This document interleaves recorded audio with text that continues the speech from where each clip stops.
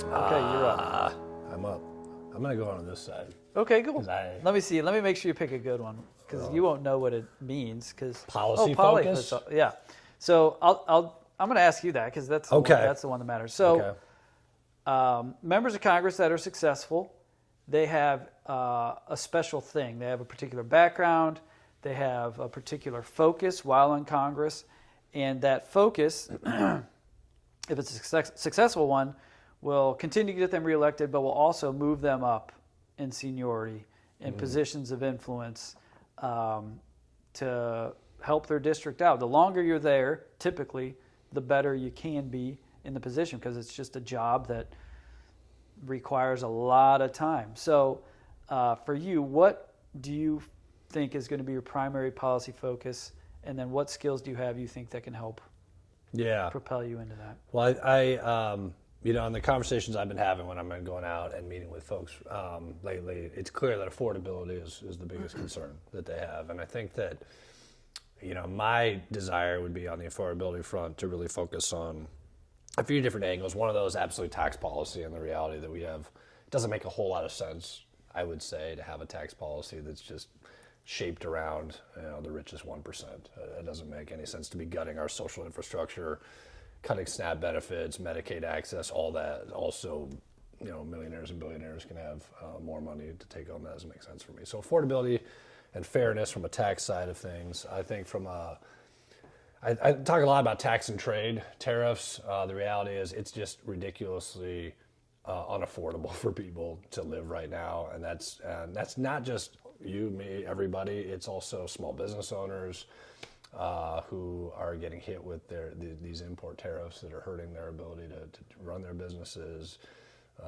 It's also about, I look at farmers who are out there. There was a great 60 Minutes story a couple of weeks ago that talked about how farmers, it's not just the inability for them to have the markets open to sell their crops overseas, which is a huge export opportunity for them, or historically has been, but even just getting their equipment fixed. Sure. I mean, you need parts for these different tractors and things, and they don't have those available here. Yeah, and that's a bummer. It's that much more expensive. There's a longer wait. Equipment breaks down, and then they're stuck. Yeah. And so, and they don't want all these bailouts. There's all this talk all the time. Well, the farmers don't have what they need. Let's just give them more checks. Yep, right. And I've never met a farmer who took pride in just getting a handout from the government. No, of course, yeah. These are generational farmers who are looking to do what they do, work the land, have access to clean water, those resources they need to actually, certainly keep their farms healthy, but also to be able to, yield their crop and sell it. So affordability, looks, taxes, it's trade, it's healthcare. Yep. I mean, my goodness, we need healthcare that's, it's quality, it's access and affordability. I think preventative medicine is where that needs to focus. Sure. So much of our healthcare is on helping sick people to get better. Mm-hmm. Once you're sick, it's more expensive to do so. Yep. And we talk a lot about, this person shouldn't have health care because, I don't know, they're not working enough hours, and this person shouldn't have health care if, depending upon their legal status and such. The reality is we need everybody to be engaging in preventative health care. Sure.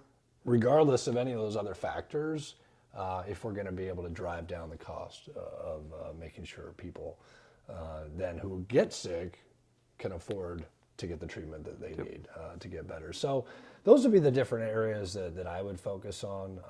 But fundamentally, how would I do it? I'd say it's about bridge building. I think one of my biggest frustrations, as we were just talking about, is this encampment of I'm on this party and you're on this party, and therefore we don't talk to each other, and you're stupid, and you're evil because you have a different letter by your name than I do. It's just stupid. It doesn't make any sense. It doesn't get the country into a better place.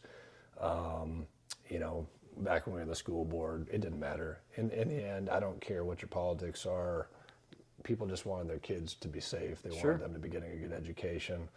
I think that's the same kind of mindset I would take to Washington as well. Yeah, very good.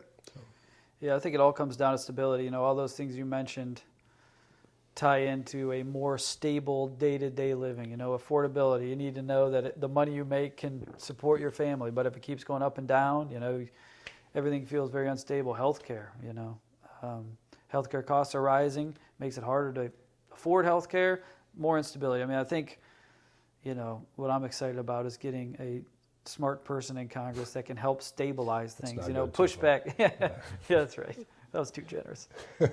So anyway, I think anything to focus on stability. Right now, everything feels so unstable. Healthcare, I'll say this too. We should not live in a country where you should be afraid to go see a doctor because you got sick. Sure. Right? Or you need help. And we're in a place right now where people are so afraid, but I don't know how much this is going to cost. Sure. Am I going to now not have the ability to, pay my rent, pay my mortgage because I'm going to see a doctor? It shouldn't be that way. And we live in a nation that, absolutely needs to ensure that everybody's empowered to do right by themselves when it comes to taking care of themselves and their families. Sure. Very good.